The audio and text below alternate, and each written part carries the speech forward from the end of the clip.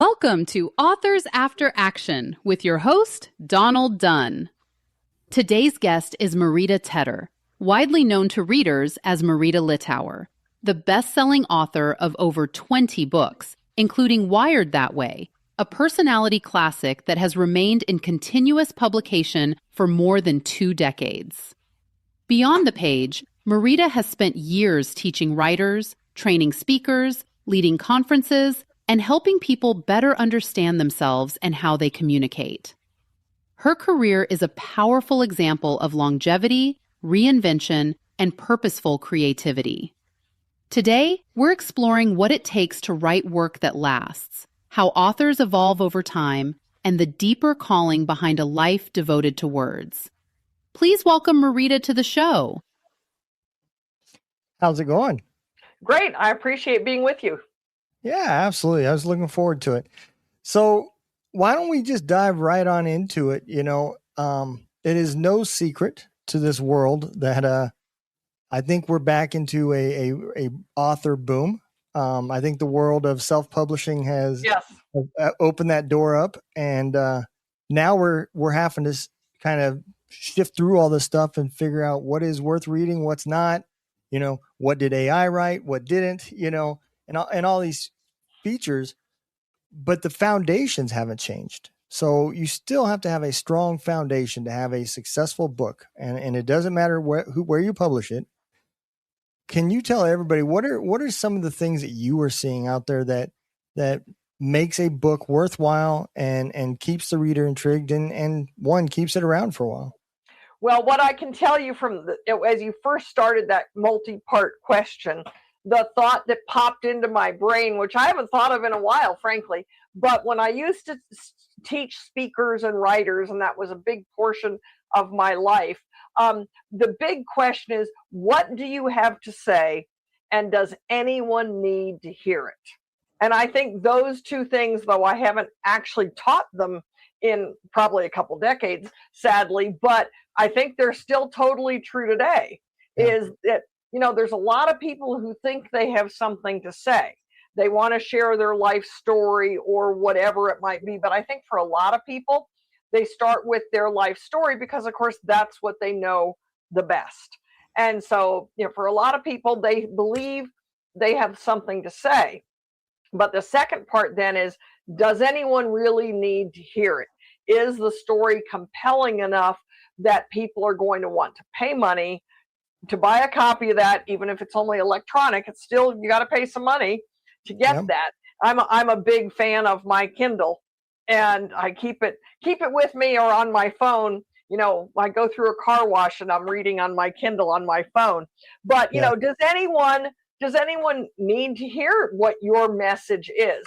And I think those are two really core and important questions. But then the bigger, maybe it's not bigger, but the next question, which is maybe a bigger one to tackle, is how am I going to communicate to my potential audience? How do I find my potential audience? And back in the day, I used to run really one of the premier publicity organizations in the Christian community. That's where most of my books are published. I do have one self-published book, but most of my books are published traditionally, and they're published in the Christian community. And I used to run a publicity agency that got authors on TV and radio programs to promote their books. And when the publisher, back in the day, the publishers hired us for the most part. Right. But there were some self-published authors who hired us as well. And, it's a hard thing for that self-published author to come up with that $1,200 or $1,500 that it costs to hire us for a campaign. And then you've got to provide the books that we mail out to the radio stations and so forth. And those self-published authors often felt like the activity, the effort was a failure if they did not sell enough hard copy books to pay that fee that they paid us. And that's a really, really it's a tough road. Social media is important. Podcasts are important. Speaking engagements are important. There's a whole lot of things that go together into the mix to make a book actually sell. And it's tough for self-published authors today. Yeah, you are 100% correct. And a lot of that, what you just said, I think kind of followed down on me, because that's how I wrote my first book. It was about myself. I don't know that I felt like I had anything to say. I used to tell everybody that asked me where they could get it, I'd say it's going to be in every pharmacy next to the melatonin. So, but at the end of the day, it felt good to put it out there, and the little bit of reviews I got back felt good as well. So for me, that was the goal, was one, to check it off my list of things that I've never done. And I did it. I didn't care about I promise you, I've given away more books than I've sold. Well, and that's the hard fact of the matter. Especially with a self-published book, people think, oh, everybody I know is going to want it. And unfortunately, everyone expects to get it for free. Yep. Yeah. When you're dealing with this, like you said, something that made me really think, right? And now that we've got hybrid and vanity type houses, you said the authors want to make that $1,200, $1,500 back that they paid for the campaign. And that was then. It's 2000 now. Yeah. But that's just the beginning. Know, what about the editor? Do you want to sell enough books to make that back, and everything else that is going to go through it? Again, I'm assuming self-publishing here, where you're paying for it.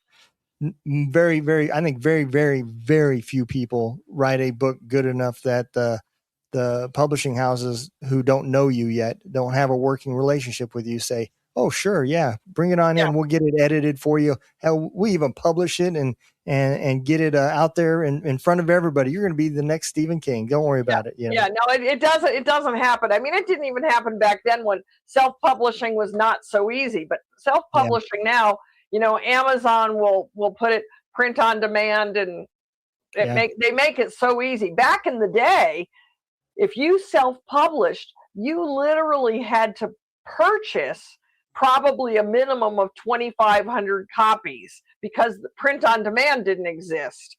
Yeah. And you had to buy enough copies to make it worth the print run. And most people I know who would self-publish at that point in time, before print on demand and so forth, they probably today still have cases and cases of books sitting in their garage. And it's honestly, it's kind of a sad thing. So the print on demand and the electronic is really a nice option for self-published authors. Because you're right, there is a certain personal satisfaction of completing that goal, of getting it done, going through the chronological order or whatever of your story. And there's definitely personal satisfaction in that. And people who are considering that need to kind of be willing to accept that that's good. Yeah. Yeah. I mean, it was for me, it caused me to write few other books, and again, I had the same, results. I really enjoyed writing. It was a hobby, and I expect to have to pay to do a hobby. I don't expect to make money from a hobby. So, good attitude. But it's very fulfilling. And, it's as much as podcasting. I've been podcasting now for going on 5 years, and it makes a little bit of money, not a lot, but, I enjoy it. And, I get to tell everybody I have something to say. So, well, let me ask you this. So when you first got your books published and you first starting that writing process, what were some of the things that you didn't know that you wish you knew before you started? Well, honestly, I cheated. Okay. Hey, if you're not cheating, you're not trying. Well, I had an unusual experience. My mother, now deceased, but she had written numerous books, and with one particular publisher, or most of them were with one particular publisher. And I had a unique skill at the time You probably wouldn't relate to you, but women who are my age would know. I'm 67. And women who are my age would know there was back in the day when I was 24. I can't do the math. I'm a word person, so I can't do the math. Figure out how many years ago that was. My husband says dates, times, and numbers are not my friends. He's totally right. I'm a word person. But when I was like 24 years old, my mother's publisher reached out to me and asked me if I would write a book on colors, color analysis. And again, you're a guy, it's probably not anything that'll click for you. But back in the day, it was very popular to have your colors done. And at that time in my life, that is what I was doing to earn a living. I had an education in interior design. I had a good eye for color. And this thing about having your colors done kind of became the thing. And I started doing it. And I traveled around the country and was speaking on that topic. And the publisher sent me a letter out of the clear blue sky saying, would you write a book on this topic? Now, it was out of the clear blue sky because I wasn't expecting it, but it wasn't because they were my mother's publisher. And knowing what I know about the publishing industry now, I can imagine them having an editorial meeting and they're all sitting around a boardroom table and they're discussing what ideas does anyone have that they should, what's hot right now. And I'm sure someone said, oh, Color Me Beautiful is a big deal. We should get a book for the Christian community on this. And someone probably said, Florence's daughter does that. And someone else probably went, oh, really? And they sent me a letter and I wrote the book. And my mother kind of rewrote the book because I was 24 years old. Yeah. I did not have a degree in English. What did I know? But I did write the book. And Mom, cleaned it up a lot. But I think this is not a direct answer to your question, but it is something I want to share with future audiences that ties in. And that is, I mentioned to you, as I just said, that I was traveling around the country and speaking on that topic. Right. And that is a key big deal. It's very important to have an audience. Yeah.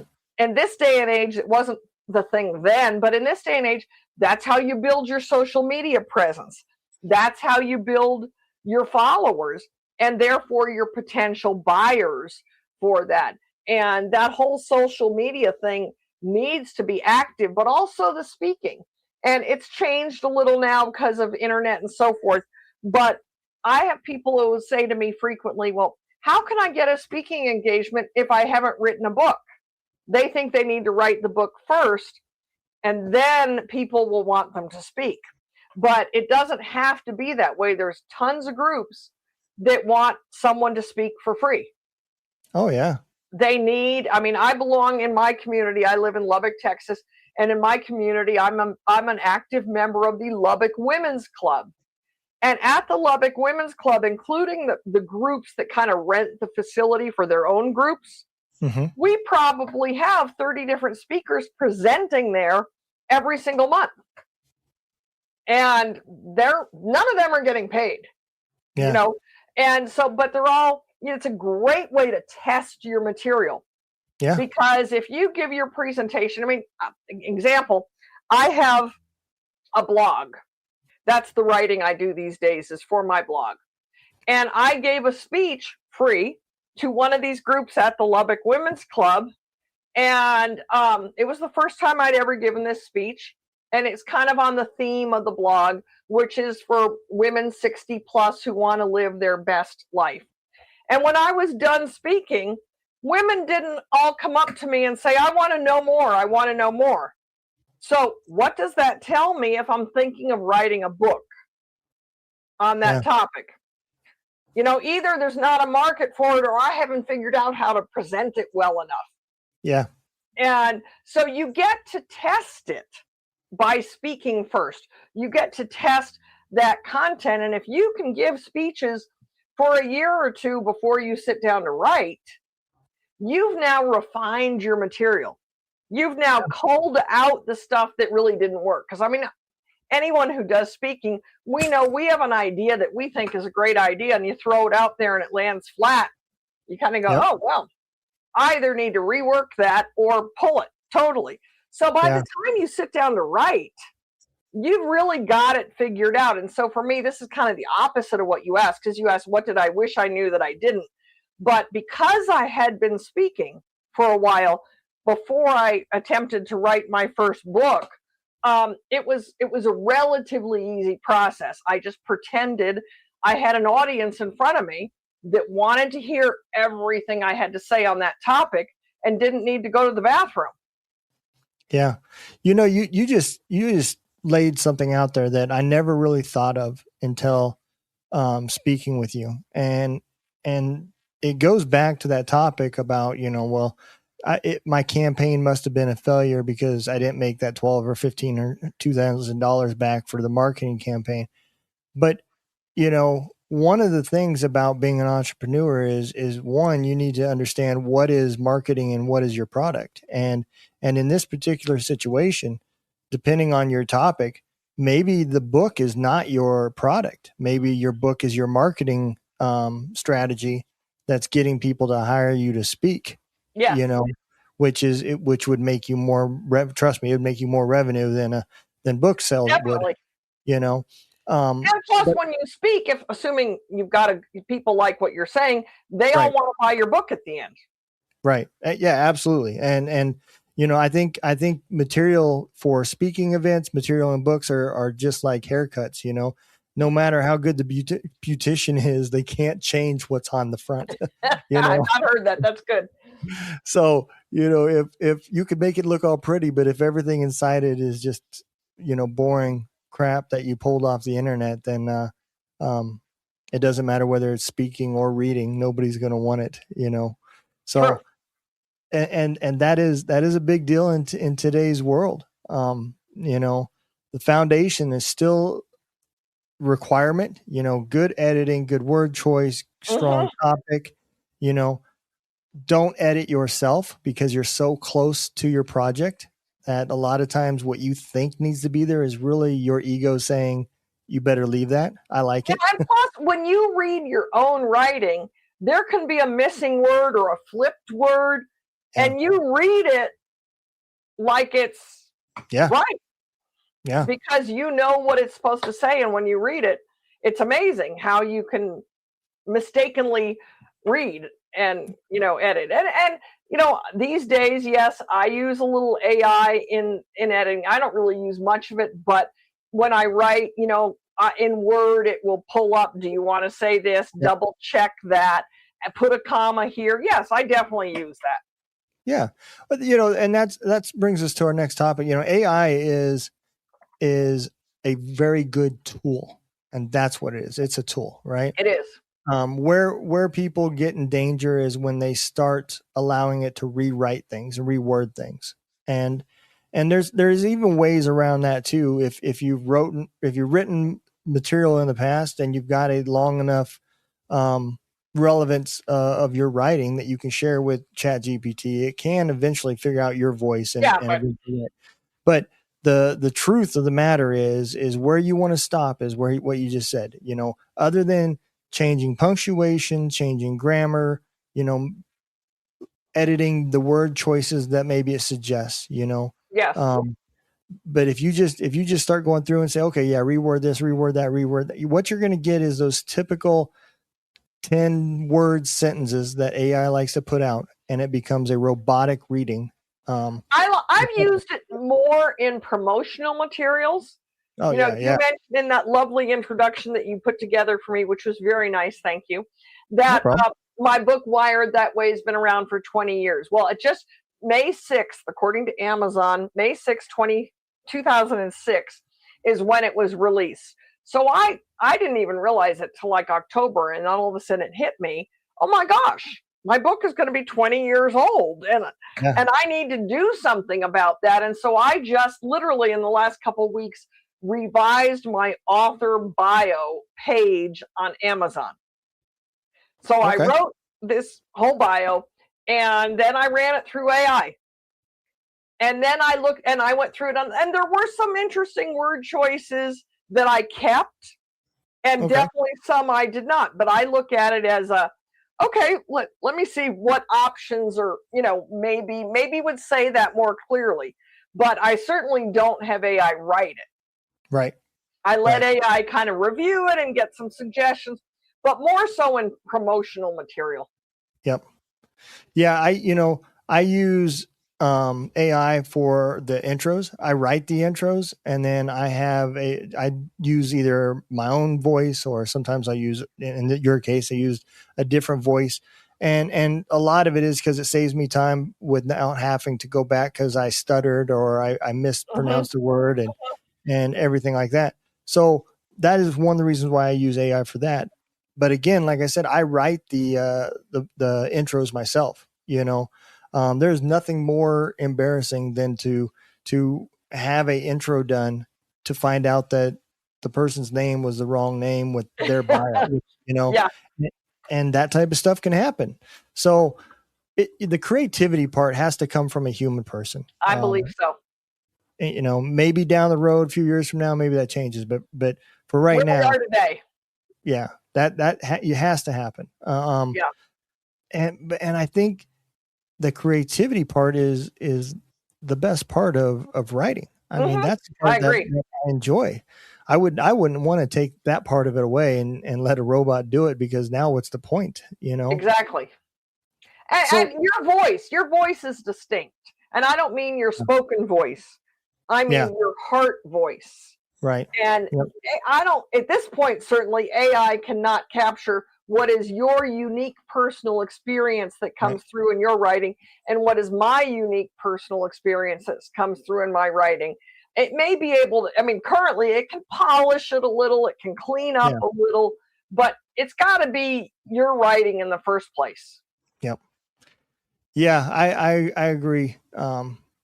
And I think, again, like I said, it's a tool, and all the people, we all like to take our sides and be on team AI or team completely against AI, but there is a middle ground that's used. I personally use Grammarly is what I use for my editing, Yeah. and it's still AI is all it is. Mm-hmm. So, yeah, there's a good spot for it. You know, however, another caveat I do want to add, that's not your editor, right? No. So people, for young authors that are listening to this, and you think, oh, okay, well, I don't have to pay for an editor because I use Grammarly. No, that is not what I said. Maybe you have to pay an editor less maybe, because they don't have to, because your work is not so rough. yeah. If your work is so rough that they've got to spend hours reworking a paragraph, Yep. you can expect to pay more. Yeah. And I agree. That's the way it should be. So we talked about your book, and we just mentioned that your book had been around for 20 years, right? What do you think is some of the reasons for success, right? What do you think would cause people to stay interested for over 20 years? That's a good question. I would say universal application. It's on relationships. It Okay. addresses a tool, the four basic personality types, but there's several things about the program that I address that is different or unique from things like DISC or Myers-Briggs or the Enneagram, which are the three big ones that are kind of out there right now, in addition to what I do. So the one I do is the four basic personality types. We call it the personalities. But the other thing is a foundation of speaking. And I have done in the past a lot of media, and the product works. We have a tool, and I know this is video, but I mean, this is audio, but I'm going to show you. I have a personality profile that we sell, and that I now, about 6 years ago, I made it available online, this personality profile. And I spent some money and made it available online. And I sell hundreds of these a month. Now, hundreds a month is not, I mean, it's in paper, it's a $5 product. Online, it's a $4 product. But I guess the answer to that in your question is I've continued to invest in the product. Yeah. I didn't just let it sit there. You don't just publish it and go, whew, my job is over. No, Yeah. you've got to continue. And last year, I did the electronic version of this 6 years ago. And I can clearly remember because I was working on it as my mother was literally dying. I was next to her bed, kind of telling her what I'd worked on it and reading her things and getting her feedback on it. And she's been gone since 2020. So I know it was 6 years ago that I created the electronic version. And last year, I created an online training course for people who want to be certified to teach my material. Okay. So again, I've invested money. Yep. I'm keeping it alive. So that, I guess that would be my real answer to you, is keeping it alive. Not necessarily the investing money, but that's what I've done. Right. And I am just about to cut a check for $2,000 for a media campaign. And I'm hiring someone who does what I used to do. And you might think, well, why, if I know how to do this, why? Well, I don't have the contacts anymore. Yeah. I've been out of that for a while, and I don't have the contacts anymore. I don't have the radio stations that do author interviews and stuff. So I am just about to cut a check for $2,000 to pay someone to do kind of what I know how to do, but I don't have the contacts. And I just talked to him today, and I've talked to my publisher, and they're going to provide the books. But again, I'm doing things to keep it alive. Yeah. Yeah. That's one of the things. And that's kind of what I was digging at was so many people publish their book.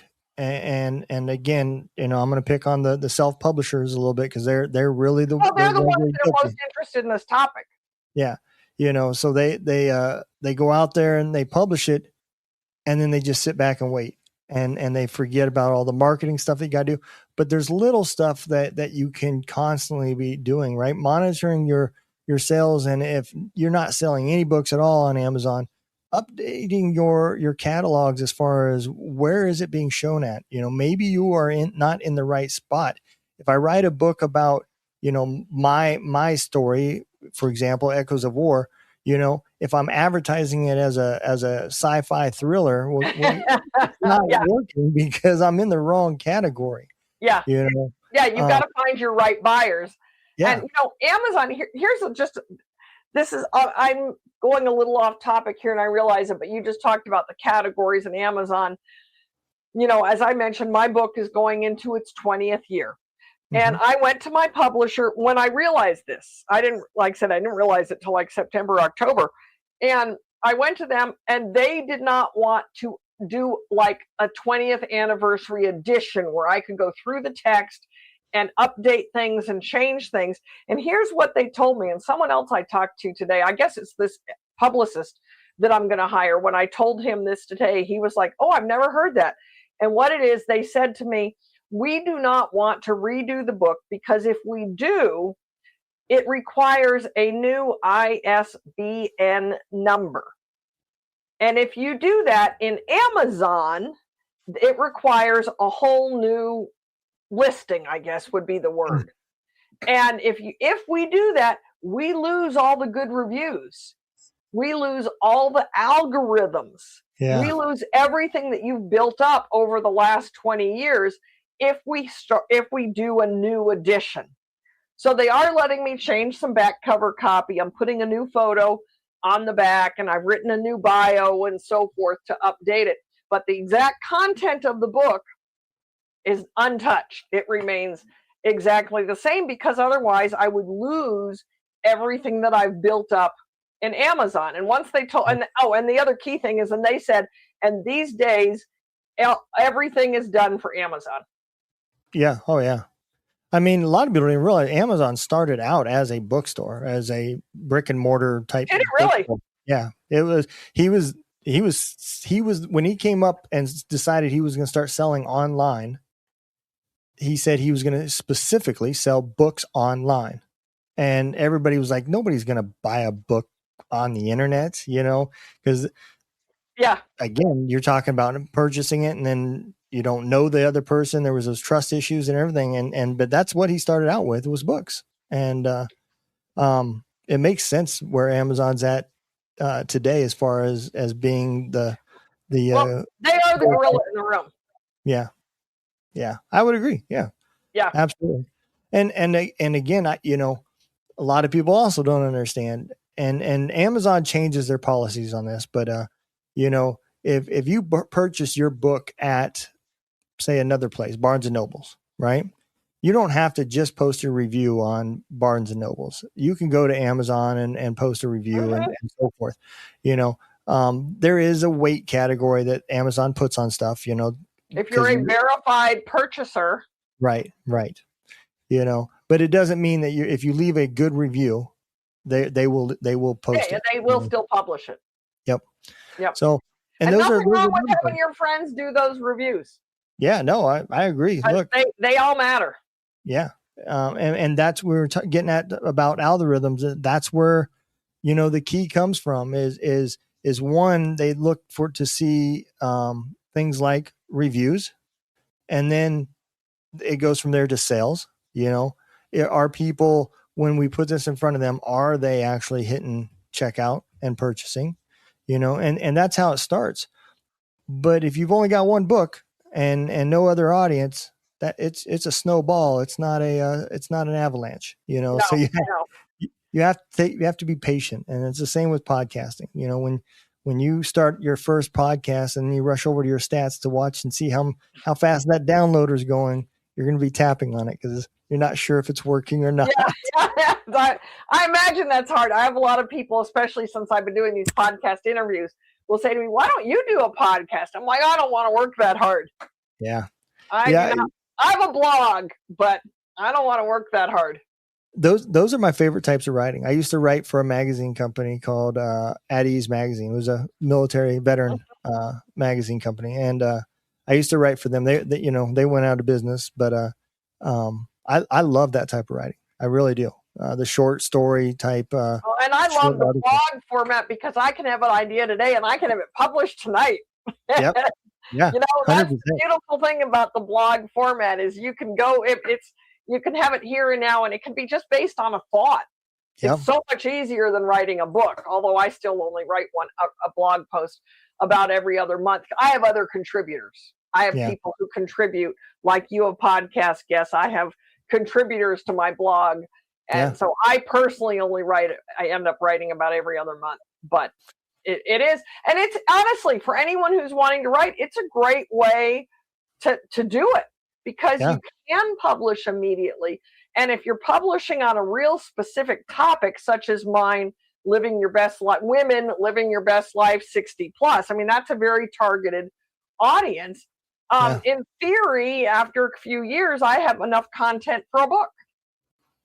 You're right. Yeah. I had a guest on here, and it's funny. It's funny because she was correct. If you take all your Facebook posts that you've created over your life, you would have enough to put a book together. Yeah. But she literally did that. She downloaded her Facebook post and handed it to an editor and was like, I've got a book. Here it is. And I just did it work? I mean, like, did the editor say, yeah, you do, we can. Yes. Yeah. There were, the process was years later that they got it finished because there was nothing. There was no backbone, no structure to it or nothing. Yeah. And I told her, I said, I would have just loved to have been a fly on the wall just to see his face expression when you handed it to him. And you think it's a book. Yeah.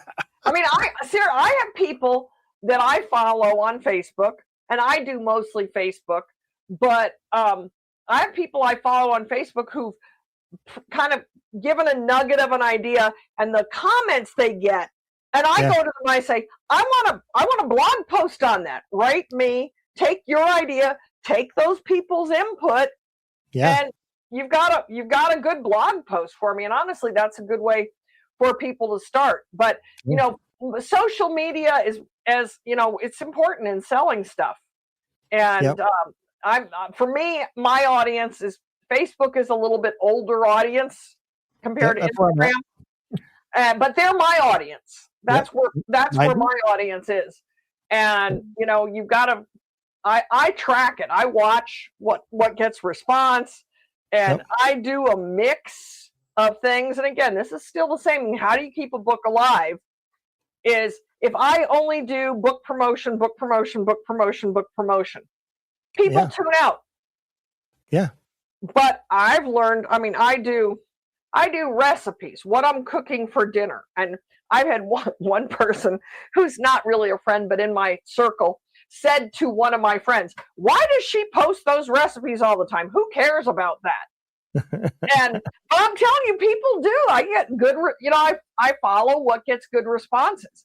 I had a Super Bowl party. I post all those pictures and people respond. And all of those responses, and I don't understand how, I'm 67, I don't get it, but it all feeds the algorithm. Yep. Yeah. And, learning those tags like everyone and followers and highlight. Yep. All of that matters. Yeah, 100%. It really does. There's other little things that help as well that a lot of people don't understand.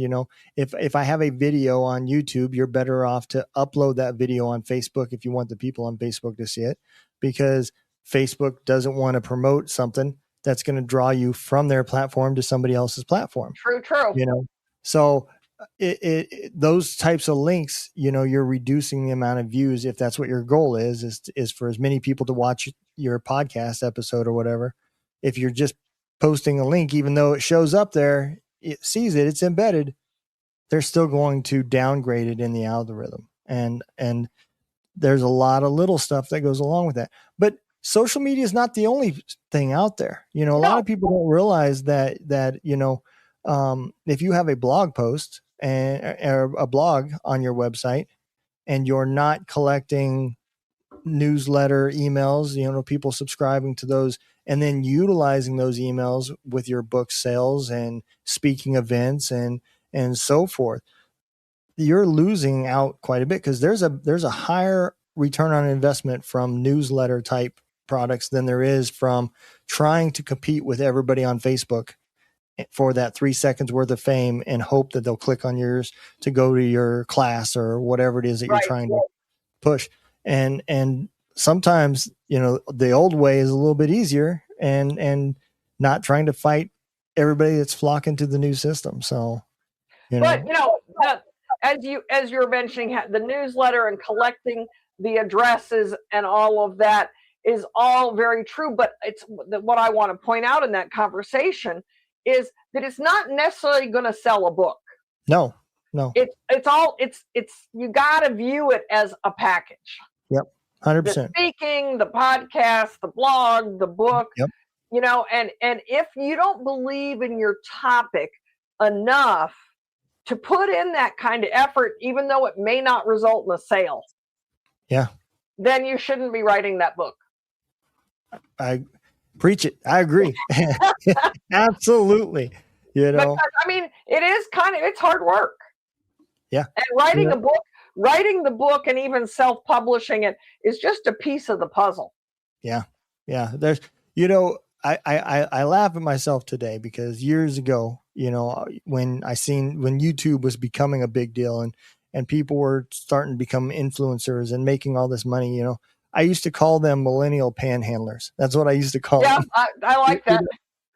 But it isn't panhandling. I mean, there is a lot of work that goes into putting out good content. And years later, here I am with a beard, doing the same thing, getting my little cup out. I guess I'm millennial panhandling.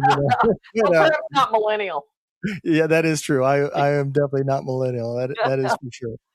But there is a lot of work that goes behind it. And when what you said is 100%, the only thing that's going to carry you through all that hard work is passion. If you're not passionate about the topic, then you're fooling yourself if you think it's going to go anywhere, because that's going to bleed through in your authenticity when you try to write a book, do a podcast, doesn't matter what it is. If it involves content, they're going to read through a sales pitch. And as we talked about earlier, AI can't give you that passion. Right. Yeah. 100%. Yeah. Yeah. I agree 100%. AI can do great backgrounds. My background, AI created, I know they can't see it, but, trust me, it looks good. I like it. It does. It looks good. I have no background. I just have my messy office. So why don't we dig in a little? Where is it that everybody can find you and get to purchasing some of your class material and maybe even becoming an instructor? I would love that. It's simply thepersonalitiesplural.com. THE, the word personalities.com. Also just my name. It will go to the exact same place, but my name, my first name, and my last name are both difficult to spell. So that's not really in an audio format the best thing to communicate. But MaritaLittauer.com will get you there. The Personalities will get you there. And then my blog is the is not part of the title. bestlifeproject.com. However, Best Life is hyphenated because Best Life Project without a hyphen takes you somewhere else. So Best Life Project hyphenated is my blog. And for anyone who's listening, who's wanting to write and what they have to say fits my demographic, I'm looking for new contributors. And so, that's another thing is when I started this, I had no idea how difficult it would be to find contributors. And I knew it wasn't going to all be just me. I don't have that much to say on that topic, but I wanted some people on finance and some people on wardrobe and some people on home decor and people on cooking. And, that was kind of my vision. And I've honestly had a hard time finding contributors. I mean, I have about 7 people who contribute at least once a month. And that's been good, but I'm open to more. So if you've got people who are listening, who are interested in writing and have heard me talk about, it's easy to write a blog post and you can sound out an idea. I had a post we published a week or 2 ago, and the gal that wrote it said to me, I've got this idea. What do you think of this? And I said, I love it. Write it. And she wrote it, and I said, you're going to get a lot of response to this. And it's one of the highest read and highest commented on posts we've had. So what does that tell you? Yeah. You've hit on something, And so it's a great way to test. So I'd be interested in anyone who's on that is listening and that feels like they've got something to contribute to that audience, and they don't have to be female. Because guys, I like finance, or whatever. Yeah. The other thing too, for all those people out there that, you're listening to this and you're thinking, but I sell t-shirts or I sell, these other odds and ends stuff, right? Blogs are a great way to put a spin on that, right? If I wanted to, I have a coaching program for podcasters, right? If I wanted to sell that, I don't want to write a blog post directly about selling that product. I want to spin it and talk about an article about how podcasting is expected to be over $25 billion industry next year, something like that can draw people. You have the link. Yeah. And then you add the link and so forth.